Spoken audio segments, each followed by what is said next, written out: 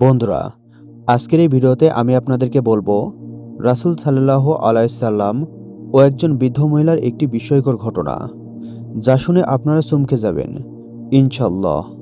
তো অবশ্যই ভিডিওটি শেষ পর্যন্ত দেখার অনুরোধ রইল। প্রিয় বন্ধুরা, আল্লাহ তাআলা রাসূল সাল্লাল্লাহু আলাইহি সাল্লামকে বিশেষ রহমত ও বরকতের আধার করে এই পৃথিবীতে পাঠিয়েছিলেন। আর বিভিন্ন সময় আল্লাহর রাসূল মুজিজা ও অলৌকিক ঘটনার প্রকাশ ঘটিয়েছেন। এতে করে অনেক মানুষ ইসলামের ছায়াতলে আশ্রয় নিয়েছে। প্রিয় বন্ধুরা, একবার আমাদের রাসূল সাল্লাল্লাহু আলাইহি সাল্লাম তার সাহাবীগণদের সঙ্গে মরুভূমির পথে সফর করছিলেন। পথে চলতে চলতে এক সময় সঞ্চিত পানি শেষ হয়ে যায় এবং তীব্র গরমে সবার পিপাসা বেড়ে যায়। তখন রাসূল সাল্লাল্লাহু আলাইহি সাল্লাম হযরত আলী রাদিয়াল্লাহু তাআলা আনহু ও আরেকজন সাহাবীকে পাঠালেন পানির খোঁজে। কিন্তু তারা মরুভূমির চারিদিকে পানির খোঁজ করতে থাকে। কোথাও একটুকু পানির সন্ধান মিলল না।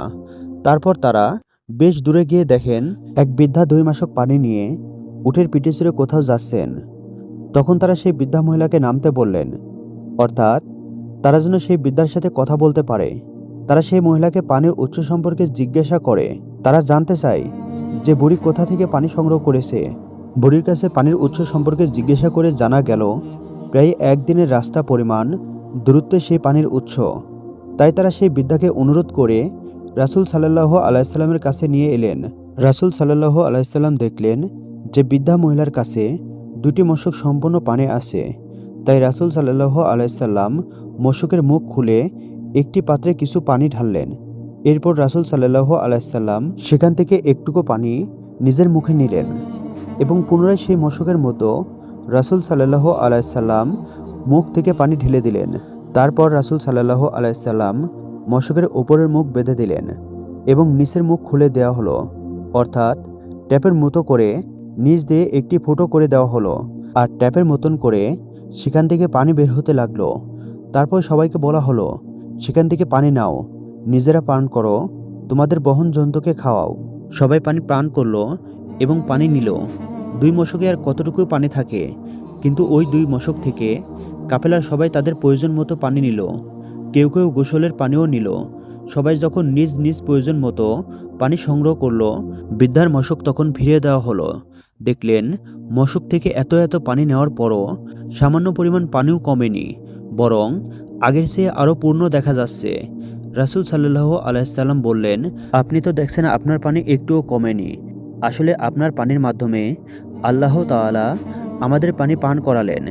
এরপর রাসূল সাল্লাল্লাহু আলাইহি সাল্লাম সাহাবীদের বললেন, একটি কাপড় বিছাও এবং এই বৃদ্ধার জন্য যে যা পারো হাদিয়া দাও। সাহাবায়ে কেরামগণ তাদের সাধ্যমতো খেজুর, আটা, যব ইত্যাদি অনেক কিছু দিতে লাগলেন। এগুলো সেই বুড়িকে হাদিয়া হিসেবে দেওয়া হলো। বুড়ি মনে মনে চিন্তা করতে লাগলো, একে তো আমার মশকের পানিও শেষ হয়নি, এর পাশাপাশি এরা আমাকে অনেক হাদিয়া দিচ্ছে। তাই বুড়ি খুশি মনে বাড়িতে ফিরে গেল। এদিকে সন্ধ্যায় বৃদ্ধা বাড়ি ফিরে গেলেন। দেরি হওয়ার কারণে বুড়িকে জিজ্ঞাসা করেন। তিনি সব খুলে বললেন। বুড়ি তার পরিবারের কাছে সমস্ত ঘটনা খুলে বলতে লাগলেন। মুহাম্মদ নামের যে লোকটা নিজের বাপ দাদার ধর্ম ত্যাগ করেছে, 2জন লোক আমাকে তার কাছে নিয়ে গেল। তারপর এই আজব ঘটনা দেখলাম। এই বৃদ্ধা আরও বললেন, আল্লাহর কসম, আমার এসব দেখে মনে হয়েছে সে হয়তো পৃথিবীর সবচেয়ে কোনো বড় জাদুকর, অথবা সত্যি সে আল্লাহর কোনো প্রেরিত একজন রাসূল।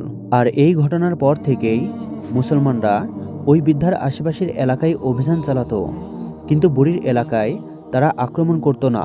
এইসব দেখে বুড়ি নিজের কমকে বললেন, আমার মনে হচ্ছে তারা ইচ্ছাকৃতভাবে তোমাদেরকে এড়িয়ে যাচ্ছে, তোমাদের উপর কোনো আক্রমণ করছে না। তোমরা ভেবে দেখো ইসলাম ধর্ম গ্রহণ করবে কিনা। এরপর বুড়ির কথায় তার কমের সকল লোক ইসলাম ধর্ম গ্রহণ করতে রাজি হয়। তো প্রিয় দর্শক, এই ছিল আজকের ভিডিও।